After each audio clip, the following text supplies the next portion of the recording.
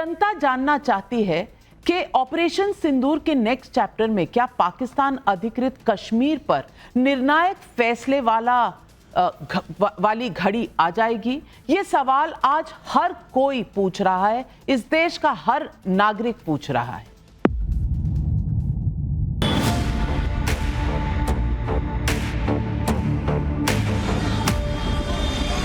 जब भारत की सेना पाक अधिकृत कश्मीर पे कब्जा कर सकती थी, बलूचिस्तान को पाकिस्तान के नक्शे से मिटा सकती थी, अलग कर सकती थी, ट्रंप के कहने पे सीज फायर की घोषणा क्यों की?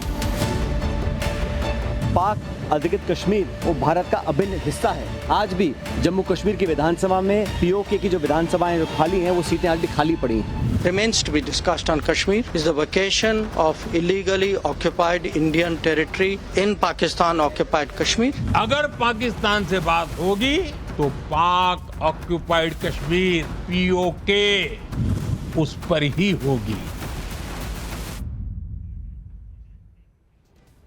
सुशांत सरीन, जंग स्थगित हो चुकी है और ऑपरेशन सिंदूर अभी बाकी है, तो नेक्स्ट चैप्टर में सवाल ये उठ रहा है कि पीओके आएगा। मैं पूछना चाहती हूं कि ये प्रधानमंत्री ने भी कहा कि हमारी बात अगर पाकिस्तान से होगी तो सिर्फ बात होगी टेररिज्म पर और पीओके पर। आप समझते हैं जैसा कुछ राजनीतिक पार्टियां समझती हैं कि हमारे पास एडवांटेज था, पीओके लेकर ही आना था, जैसे कि आलू लेने गए टमाटर लेते आओ। मैं पूछना चाहती हूं क्या ये इतना आसान है? नहीं, ये नाविका इतना आसान नहीं है। और हमको दो तीन चीज़ें हैं इसमें। एक तो जो ऑपरेशन सिंदूर था उसके जो उद्देश्य थे वो लिमिटेड थे। उसमें ये नहीं था कि हम पाकिस्तान के ऊपर यलगार कर रहे हैं और या पाकिस्तान को ध्वस्त कर देना है, लेकिन उसमें ये था कि पाकिस्तान ने एक आतंकवादी घटना को अंजाम दिया और उसकी प्रतिक्रिया यहाँ से जानी थी, और प्रतिक्रिया ऐसी होनी थी कि पाकिस्तान को दंडित किया जाए, जो कि किया। और दंडित कैसे किया कि उनके 9 जो बहुत बड़े बड़े मरकज़ थे, सेंटर्स थे आतंकवाद के, उनके ऊपर आपने अटैक किया, उनको ध्वस्त किया। दूसरा क्या जो उद्देश्य था वो ये था कि अगर पाकिस्तान उस पर रिस्पॉन्ड करता है भारत के खिलाफ, तो भारत की जो प्रतिक्रिया होगी पाकिस्तान से के रिस्पॉन्स से ज़्यादा तीव्र होगी। और जो 3 दिन में जो आदान प्रदान हुआ पाकिस्तान और भारत के बीच में, वो मेरे ख्याल एस्टैब्लिश हो गया कि 10 तारीख को जिस तरीके से वहाँ पर जो कुछ हुआ, उनके एयर बेसिस को डिस्ट्रॉय किया, एयर डिफेंस सारा सिस्टम उनका डिस्ट्रॉय किया, इतना उद्देश्य था। अब अगर आपने पीओके को ऑक्यूपाई करना है तो थोड़ा सा और शायद गौरव इसके पर ज़्यादा बोलेंगे कि एक वहाँ पर बहुत सॉलिड मिलिट्री प्रेजेंस है पाकिस्तान की। आपके लिए मूव करना वहाँ पर और किसी टेरिटरी को ऑक्यूपाई करना कोई इतना आसान नहीं होता। और ना आपने अपनी जो मोबिलाइजेशन की थी वो एक ज़मीनी लड़ाई के लिए की थी जिससे आप अंदर घुस करके टेरिटरी ऑक्यूपाई कर सकते, तो वो तो उद्देश्य ही नहीं था। क्योंकि 15 दिन के अंदर आप इतनी बड़ी मोबिलाइजेशन जिसमें आप फुल स्केल वॉर करेंगे, वो तो नहीं था।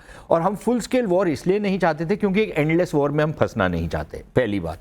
दूसरी चीज़ ये कि पीओके का जो भारत का जो उद्देश्य है, और ये सिर्फ भाजपा का नहीं है, तमाम जो यहाँ पर सरकारें रही हैं उन्होंने यही उद्देश्य रखा है कि पाकिस्तान के साथ कश्मीर के ऊपर अगर कोई बातचीत होगी तो उसका एक ही केंद्र बिंदु है, और वो है कि पीओके पे आपका जो अवैध कब्जा है उसको आप कब छोड़ेंगे। ये हम राजनीतिक और कूटनीतिक तरीके से करना चाहते हैं। और उसका सल्यूशन देखिए, एक तो ये हो सकता है कि आप फुल स्केल वॉर करें और ये काम करें, और उसमें आपका भी नुकसान होगा, तो मेरे ख्याल ये हमारे को समझ लेना चाहिए। दूसरा तरीका ये है कि आप दुश्मन को इतना कमज़ोर करें कि जो फल आपकी टोकरी में गिरना था वो बहुत ज़्यादा आसानी से गिर जाए, बनस्बत इसके कि आप अपने सैनिक भी मरवाएं, अपना अर्थव्यवस्था को भी बिगाड़ें। तो उद्देश्य वो है अभी भी कि पीओके का भारत में वापस आना अनिवार्य है, लेकिन उसके लिए हमारे को कोई जल्दबाजी करने की ज़रूरत नहीं है।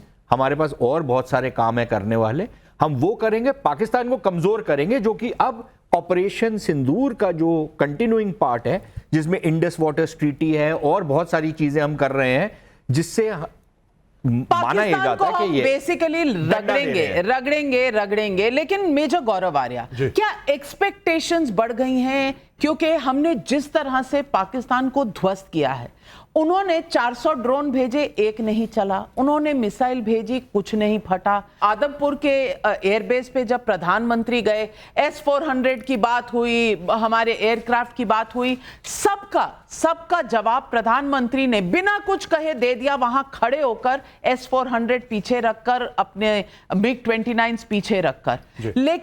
लेकिन हमारी सेना की ये विक्ट्री है, इसमें कहीं दो राय नहीं है। लेकिन क्या अब भारतीयों का और खास करके जो हमारी विपक्षी पार्टियों का ये दिल मांगे मोर हो गया है? ये वैसा समय आ गया है? धन्यवाद बहुत बहुत बुलाने के लिए नाविका। नहीं, ये जो एक्सपेक्टेशन है कि पीओके लेना है, ये तो देश के पार्लियामेंट में भी है। 1994 में रेजोल्यूशन पास हुआ था।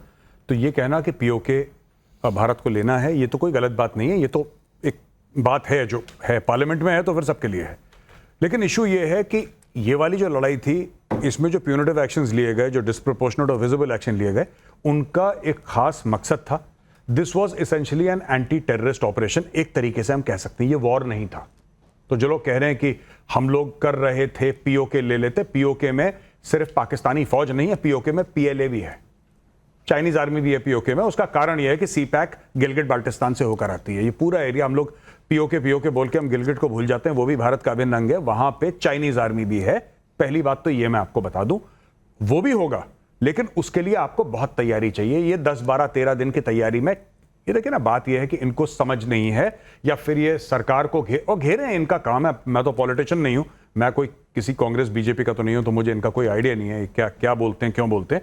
पर जो वो कौन से आम आदमी पार्टी के थे, आई थिंक कोई लीडर थे, जी माफ कीजिएगा, वो कह रहे थे, मुझे लगता है थोड़ी सी बात इलॉजिकल है, वो चढ़ाने वाली बात है कि अरे हम पीओके, ऐसे थोड़ा ना होता है, ऐसे थोड़ा ना होता है। वहां पे आपके हजारों लाखों सैनिक फंस जाएंगे। ये बोलना दिल्ली में बैठ के एसी में बड़ा आसान है, हो सकता है, लेकिन अभी वो मौका नहीं है।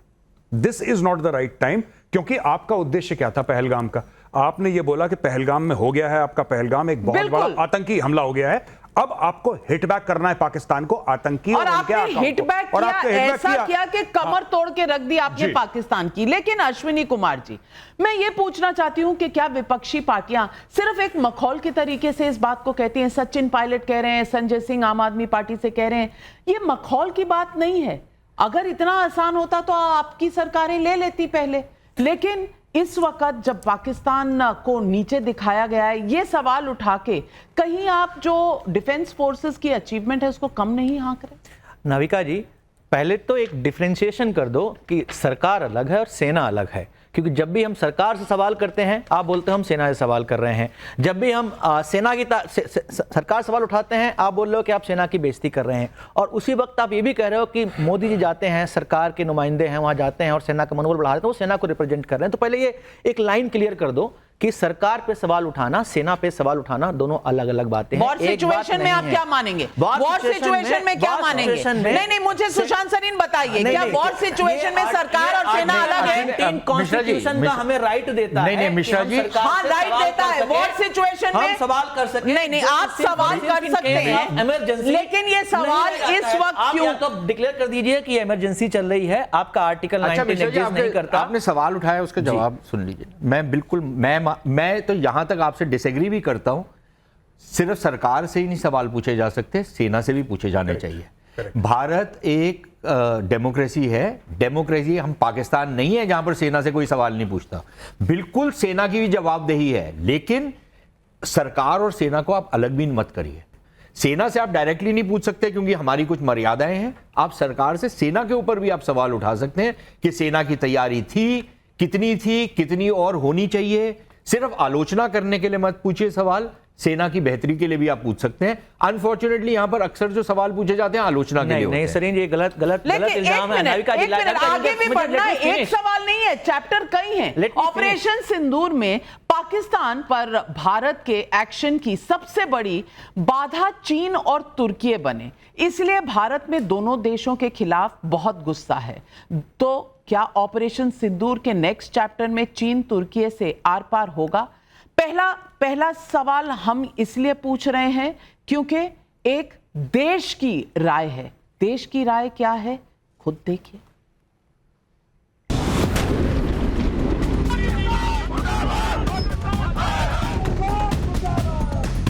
पाकिस्तान, तुर्की और चाइना के खिलाफ भी बॉयकॉट करेंगे। इसके खिलाफ हमें भी कोई सख्त कदम उठाना पड़ेगा। कांग्रेस इसलिए बौखला रहा है कि वो कुछ कर नहीं पा रहा है। टर्की बॉयकॉट, टर्की के बायकॉट पे सर क्या कांग्रेस पार्टी इसका समर्थन करते हैं रिलेशन में? इस पर भी हम शीघ्र आपसे जरूर मुखातिब। सर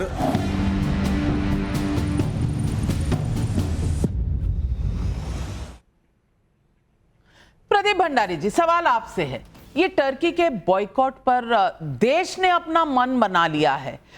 सारे जो टूरिज्म की बुकिंग्स हैं वो 60% डाउन है और 60% लोग जो जाने वाले थे कैंसिलेशंस हो रहे हैं। ट्रेडर्स कह रहे हैं हम वहां से सेब नहीं मंगाएंगे, एप्रिकॉट्स नहीं मंगाएंगे। सवाल है कि जनता में रोष है, लेकिन आपने कल एक कंपनी का कॉन्ट्रैक्ट या सिक्योरिटी क्लियरेंस कैंसिल की। क्या ये बात क्योंकि गर्मा गर्मी में है तो यहीं रुक जाएगी? क्योंकि 2 साल पहले तक तो आप ऑपरेशन दोस्त कर रहे थे तुर्की के साथ। आज क्या हमारा पॉलिसी और हमारा फैसला बदलेगा?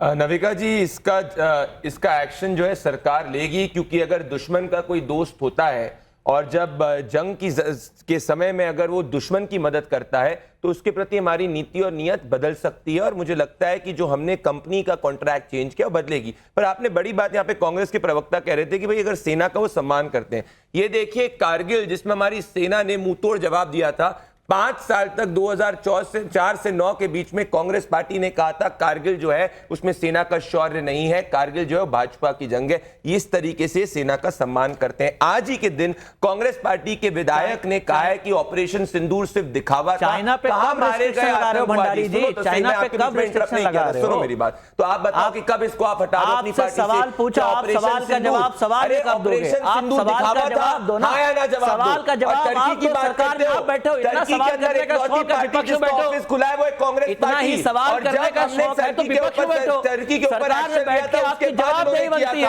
आपकी अकाउंटेबिलिटी बनती है। तुम्हारा विधायक बैठे हो ना, सरकार में बैठ के आतंकवादियों को मारा गया, तुम्हारा विधायक निजामुद्दीन जो है, अच्छा ये बताओ आतंकवादियों को जो सेना ने मारा फर्जी एनकाउंटर है, जो सेना को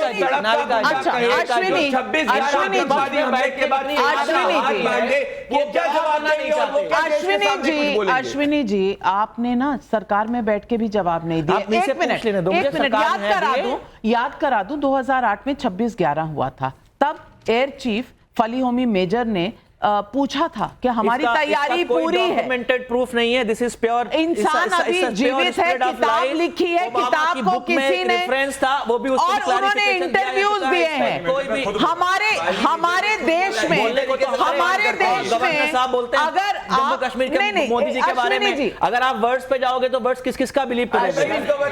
एक मिनट देखिए, अगर आप मुझे सवाल नहीं पूछने देंगे तो ये डिबेट नहीं हो सकती।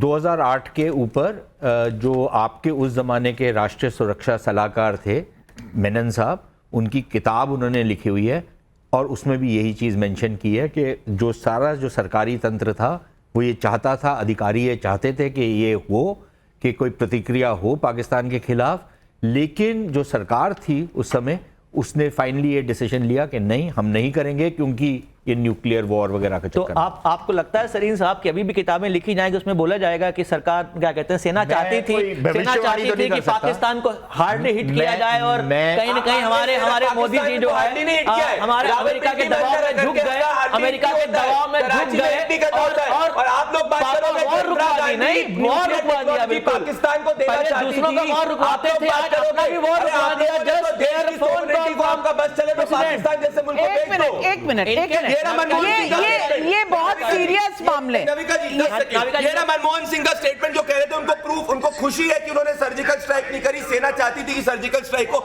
ये रे मनमोहन सिंह को स्टेटमेंट नहीं, अब जवाब दो, अब जवाब दो। कुछ भी मनमोहन सिंह। मैं राजकुमार भाटी जी आपसे पूछना चाहती हूँ। राजकुमार भाटी जी, मैंने सवाल शुरू किया तुर्की से, अब उसमें आपने कांग्रेस का जो था, मैं नहीं कहती कि कांग्रेस के कोई फैसला लेना चाहिए था, लेकिन इतना कहते हुए कि इस देश के खिलाफ जो भी खड़ा है हम उसके खिलाफ हैं, ये कहने में तो कोई दिक्कत नहीं है, किसी को भी नहीं है, किसी राजनीतिक दल को नहीं है।